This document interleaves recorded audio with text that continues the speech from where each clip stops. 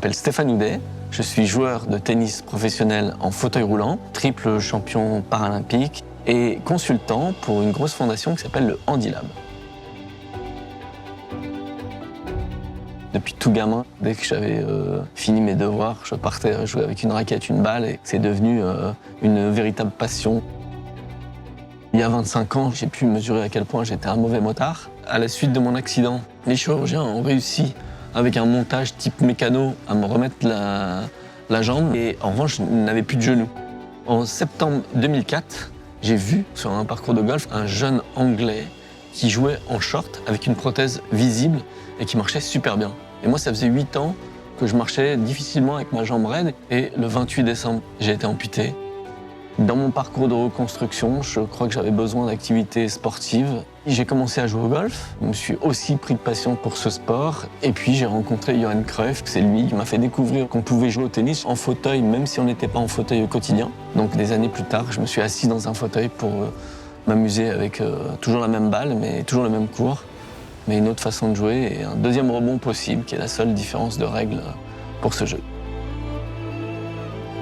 Des gens avaient dépassé mon rêve, qui consistait à avoir un lieu entièrement dédié au service de l'innovation autour du handicap et de la perte d'autonomie. Et c'est ainsi que je suis devenu consultant pour le Handilab.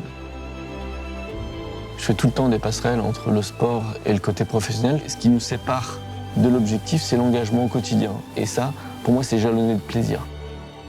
Mes enjeux professionnels aujourd'hui, puisque le Handilab est un lieu, eh bien, ce sera de faire devenir ce lieu une référence mondiale. En termes d'enjeux sportifs, aujourd'hui, je pense que quand on est français et qu'on est en 2023, on a tous les yeux rivés sur Paris 2024. C'est un aboutissement dans le sens où l'histoire vient rencontrer l'univers du sport.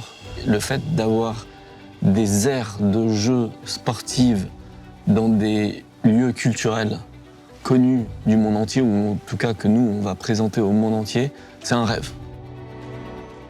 Depuis de nombreuses années, on a utilisé le sport comme vecteur de communication pour toutes les différences. Les Jeux de 2012 ont marqué, je pense, un virage dans cette communication. Les Anglais, avec l'humour british qu'on leur connaît, ont fait tous leurs axes de communication en disant « Maintenant que vous avez tous participé au monde entier à l'échauffement qui étaient les Jeux Olympiques, on va passer aux choses sérieuses et on va vous présenter les Jeux Paralympiques. » On a eu, au niveau mondial, une approche compassionnelle de la différence. J'aimerais aujourd'hui qu'on ait aussi une approche économique et de pouvoir se dire que les gens différents peuvent être des acteurs du marché, être acteurs de la société. Et je pense que si ça devait correspondre à un message, je dirais faites l'expérience de la différence.